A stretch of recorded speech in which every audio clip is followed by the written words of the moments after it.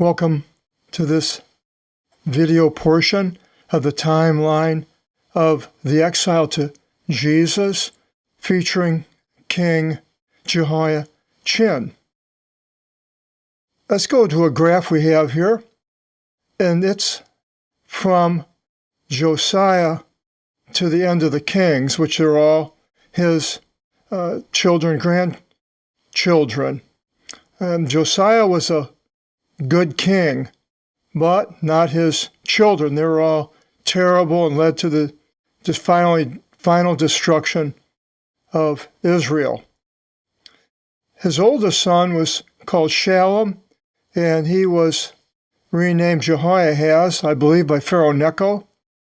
The next one was Eliakim, who was renamed by Nebuchadnezzar Jehoiakim, and the third was Mattaniah, who was renamed by Zedekiah, I believe, by Nebuchadnezzar. And their birthdays are here, so this is the oldest, the middle, and the youngest. The middle one here, Eliakim, had who we are going through today, Jehoiachin, in Jeconiah.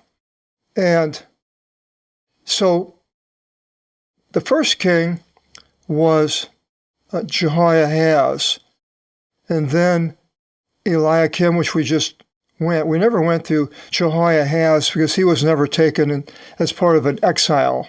He was just taken by King Pharaoh Necho into Egypt as being captured. But the people were all taken under Jehoiakim, and then Jehoiachin, and then finally Zedekiah is made king. Jehoiachin, who we are going through right now, 18 years old, it says in 2 Kings 24:8, that Jehoiachin was a son, being 18 years old in his taking reign, and 3 months he reigned in Jerusalem. So he was only 18 years old. That is very, very young. But it says in 2 Kings 24:9, and he did the wicked thing in the eyes of the Lord, according to all as much as his father. And we mentioned in the last video with Jehoiakim, his father, how he poured out innocent blood, had a desire for wealth. He didn't judge with equity of the humble or the needy. He murdered and didn't listen to God or the prophets, and went after strange gods. So this Jehoiachin is doing all of the same things. It says there in 2 Kings 24:9, the grandson of Josiah, the good king. The Greeks have a saying that goes something like, the priests in the Greek Orthodox Church could get married before they took vows. Once they took the vows, then they weren't getting married. So many of the priests are married and have children. And they said, priests' kids, devil's grandkids. And so many times it turns out to be the case where we have children that don't follow God and do a lot of terrible things. And it's just strange. You would think that, how these things can happen, but they do. And so here we have these 3 or 4 offspring of Josiah who are all doing evil things. Now, Jeremiah prophesied over what was going to happen to Jeconiah. The King James calls him Coniah.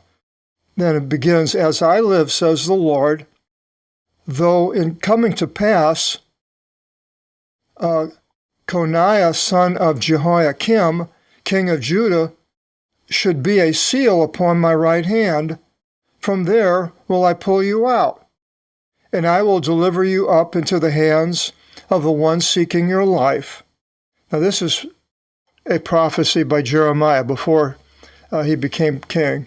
Whom you are cautious from in front of them, even into the hands of Nebuchadnezzar, king of Babylon, which he was, and into the hands of the Chaldeans, which were the Babylonians in the southern part of Mesopotamia. And I will throw you and your mother, the one giving birth to you, into a land of which you were not birthed there, Babylon. And there you shall die. And unto the land which they made a vow in their souls, there in no way shall they return, Israel. Coniah is disgraced as a vessel of which there is not need of it. For he was cast forth, and cast into a land which he knew not. O land, hear the word of the Lord. Thus says the Lord, write up this man as a man banished by public proclamation, for in no way should there be anything grown from out of his seed, a man sitting upon the throne of David, ruling again in Judah. So this prophecy took place later in 2 Kings 24, 10 to 16. We'll go through that. And it begins, in that time, Nebuchadnezzar, king of Babylon, ascended to Jerusalem, and the city came to be encompassed about. And Nebuchadnezzar, king of Babylon, entered unto the city, and his servants assaulted it. This was the first attack, first wave. Later he does it again after Zedekiah. And Jehoiachin, king of Judah, came forth to the king of Babylon, he and his mother, and his servants and his rulers and his eunuchs. So they all came forth, and we have this picture here of Jehoiachin bowing down to King Nebuchadnezzar. So Jehoiachin is taken to Babylon. And then what happens to him in Babylon? Well, in 25:27 of 2 Kings, it says, and it came to pass in the 30th and 7th year of the resettlement of Jehoiachin, king of Judah. So he was 18, reigned for 3 months, so 18, and now 37, 18, 28, 19 years later. In the 12th month, 7th and 20th of the month, Evil-Merodach, king of Babylon, raised up high, in the first year of his kingdom, the head of Jehoiachin, the king of Judah. So apparently this was after Nebuchadnezzar.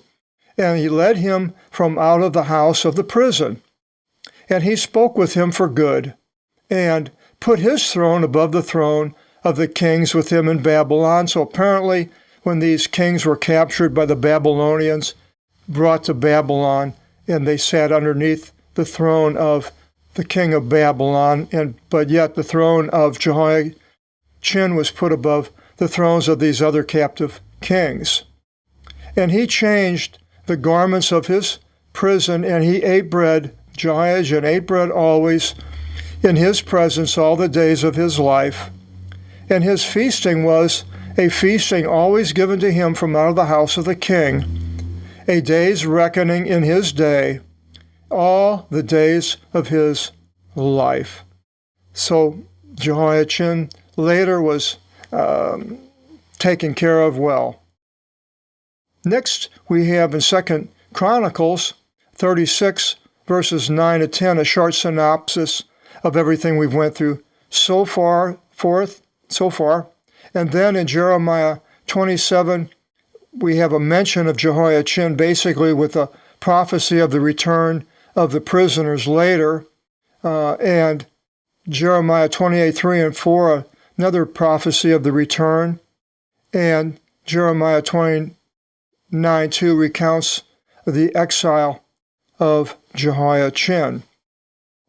So now Jehoiachin is taken, and then in 2 Kings 24:17, it says, and the king of Babylon gave rain to Mattaniah, brother of his father, instead of him, that is his uncle, and he placed the name Zedekiah to him.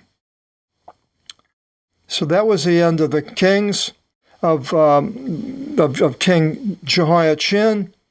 And then finally we hear about him in the book of Ezekiel, where on the 5th it says, on the 5th of the month, this is the 5th year of the captivity of King Jehoiachin. So this was before he was taken out and put on the throne, put above, that the word of the Lord came to Ezekiel. Our next video will be going through Zedekiah, Mattaniah, and it's a lot longer. He lasted for quite a while. He was also evil. A lot of the things that he did are written by Jeremiah, and we'll go through the life of Zedekiah next. Till then, hope you stay with us. God bless.